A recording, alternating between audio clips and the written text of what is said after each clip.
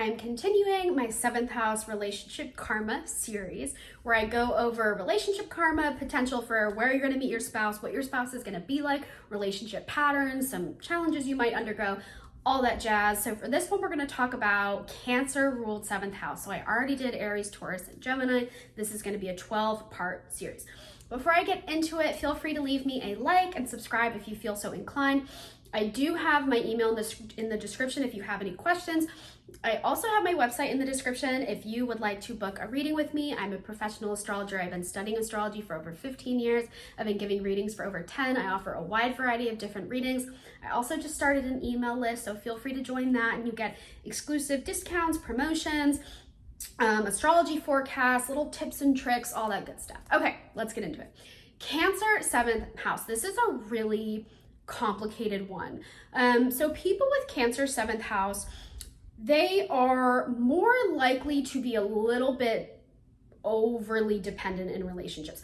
There's nothing wrong with depending on your partner. You have to. Like any good partnership requires a give and take, and it requires, when you're in a partnership, you like to feel needed. You need to feel needed.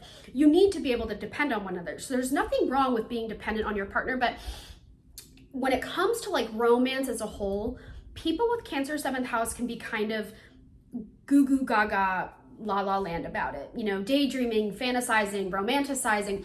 It can be kind of hard to see people clearly, very similar to Pisces 7th house in that way, because you have to understand Cancer is ruled by the moon, and while the moon does illuminate, it can pose a lot of shadows, and it's not always a full, it's not always illuminating at its fullest. Sometimes it's a crescent moon, sometimes it's a new moon and it's not even visible. So there can be kind of a darkness that's cast a little bit over the 7th house for those that are, Cancer ruled 7th. So relationships can be really complicated. It can be hard to read people at times. So if you have Cancer 7th house, you might find yourself in relationships and early romantic development, like some of your karma, with people who are manipulative and shady. This can include people that have ulterior motives, people that maybe up front, they say to you, oh yeah, I do want to be in a relationship. I want to commit. I'm at that point in my life, I'm ready.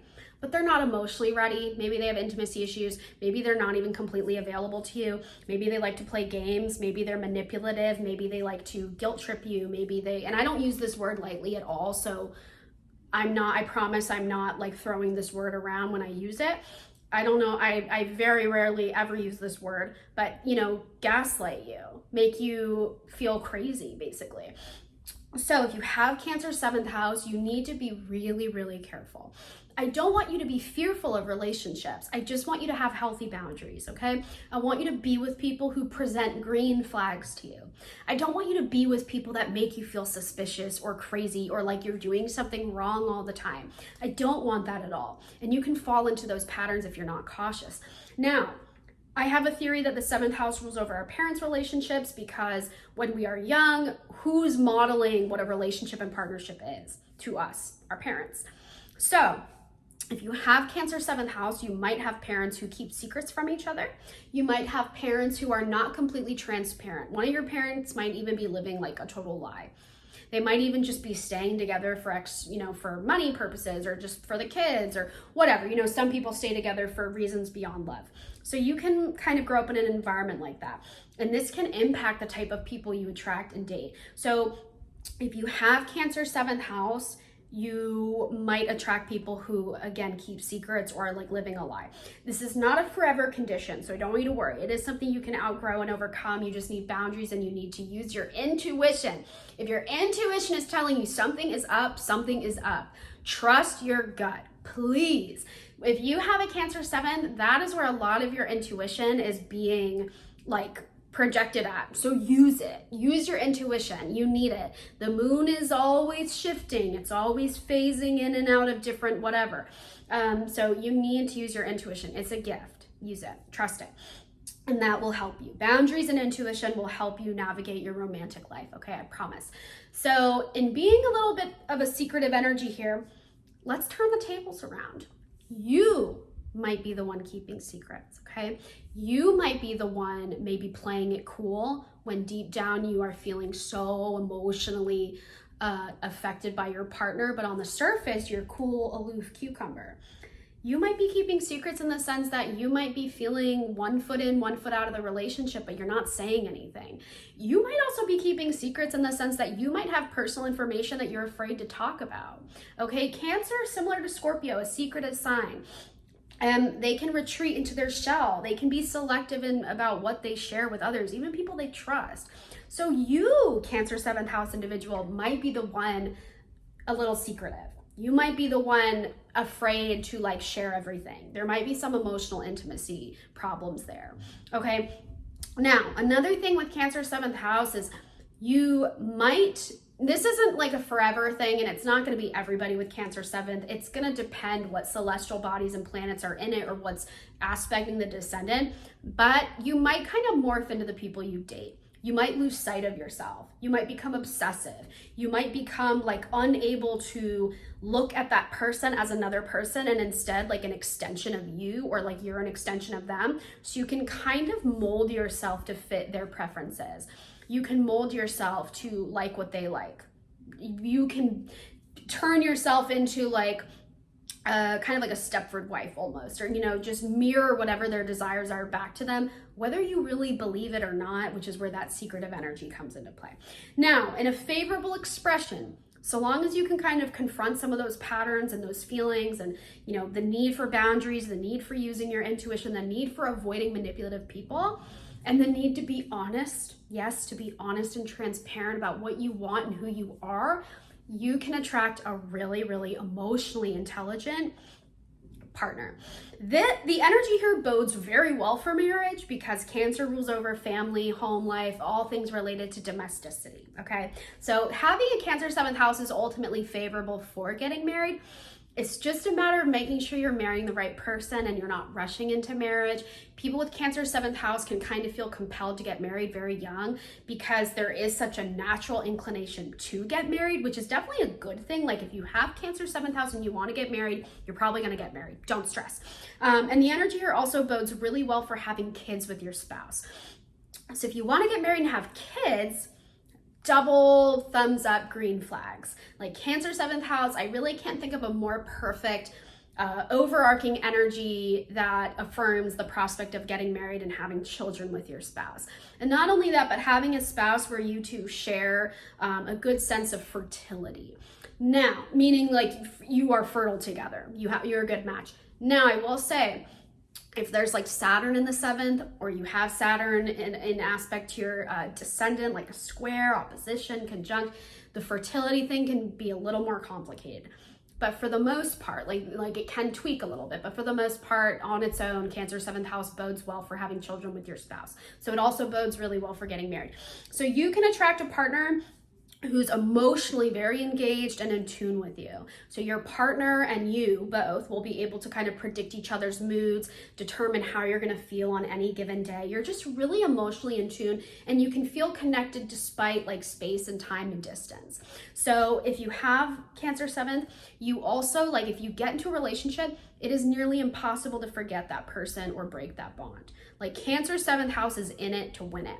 If they're with you, they want to marry you. They don't really enter relationships lightly. So if you're dating someone with Cancer 7th house, you need to understand that this is like a long-term thing in their mind. They're thinking about the future. They're thinking long-term.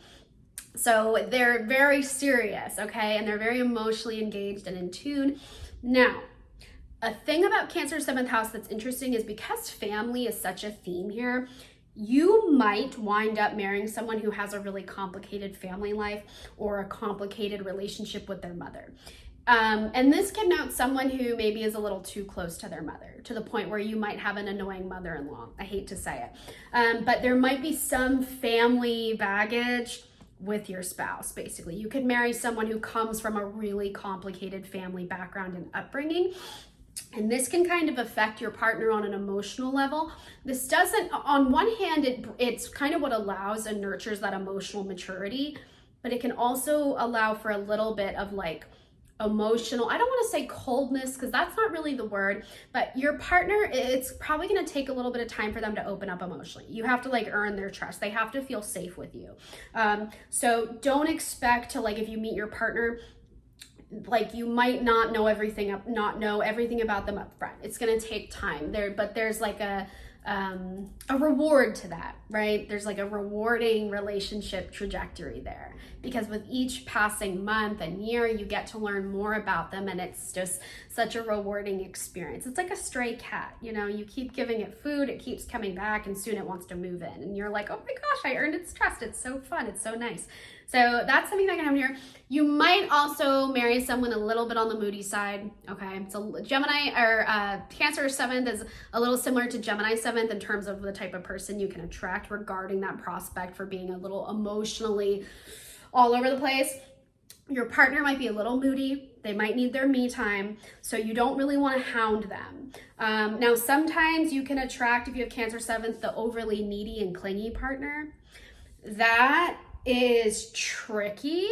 That can fall into a more unfavorable manipulative partner spectrum. Like, I would kind of rather you be with someone who it takes a little bit of time for them to open up than someone who's just like dumping all their emotions onto you. You don't want to be the emotional dumpster, okay? You don't want that role. Like, you're not here to be a mommy. You're not here to be a caretaker. And if you have Cancer 7th house, you can absolutely fall into that role. You can become the parent in the relationship, and that is never fun, okay? I promise you that's never fun. So don't do that. Resist the urge to be a mommy. Resist the urge to be the caretaker, okay? You're a partner. You're in an equal adult mature partnership. So you don't want to date people that are whiny, babyish, people that have no emotional control, people that are stingy and whiny. You do not want to deal with that at all.